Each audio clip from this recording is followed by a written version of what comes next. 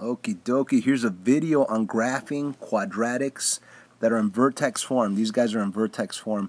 So when they're in vertex form, like number 5, it's really easy to state the vertex because the vertex is simply h and k. Remember, vertex form is y equals a parentheses x minus h to the second power plus k. So just by looking at your h right here, thinking opposite because of the minus sign, and looking at your k, you could tell what your vertex is, which in this case will be the positive 2 and positive 1. So let's actually write that in there. Let me see. Positive 2, positive 1. Okay, that's the vertex. And is the vertex a maximum or a minimum value? Well, since the a value is positive 1, there's an invisible 1 out here. That means that the parabola is opening up. It's a regular U-shaped curve opening up, which means that if it is opening up, there's a minimum value, okay? So that makes it a minimum value. And what is that minimum value? You could say the vertex itself. You could write this coordinate right there. Or you could also say the y value of the vertex, which would be y equals 1. Okay, now how about the zeros? Well, what are zeros? Zeros are the x-intercepts, okay? And how do you find the x-intercepts? You set y equal to 0 and solve.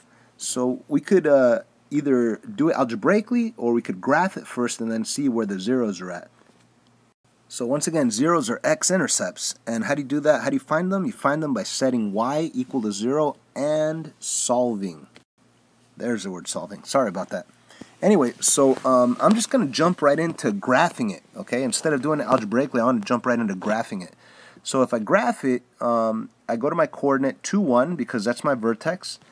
And let me go to the coordinate 2, 1 right there. That would be right here. There's 2, 1. Next thing to do, that would be nice, to draw your axis of symmetry. Wow, that's ugly. I apologize. And then, of course, we need more coordinates. So what we could do is make a XY table and plug in some numbers for x, pull out some numbers for y. But since the a value right here is 1, then that means we could use the pattern that we know that's on the word wall, or that we know from before from class, which is 1, 1, 2, 4, 3, 9. So the pattern, we know it's opening up.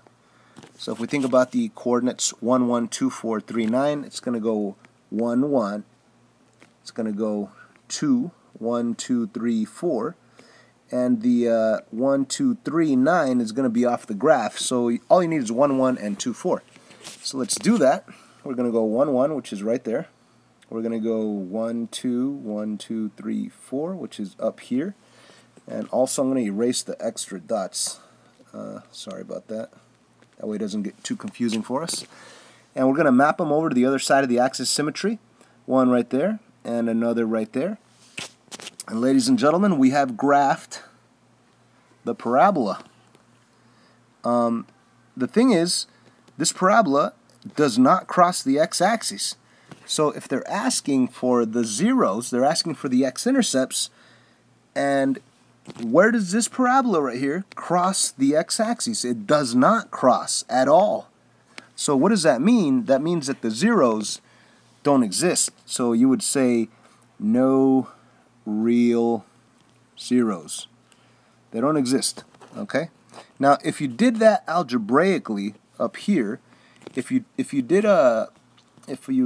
try to find the zeros by setting y equal to 0 and solving, you'd put a 0 right here, and you'd have to subtract 1, and then square root, and what you would end up with is taking the square root of a negative number, which would give you an imaginary answer, so it wouldn't work. That's why you wouldn't get a real answer, which means that it doesn't really cross the x-axis. So sometimes when you graph it, you'll see, oh, it crosses right here and it crosses right there. You'll be able to state your x-intercepts, which are your zeros. Sometimes it doesn't cross, so you would say there's no real zeros. If you did do it algebraically, what that means is that you'd end up with an imaginary answer when you take the square root of -1. I hope this helps.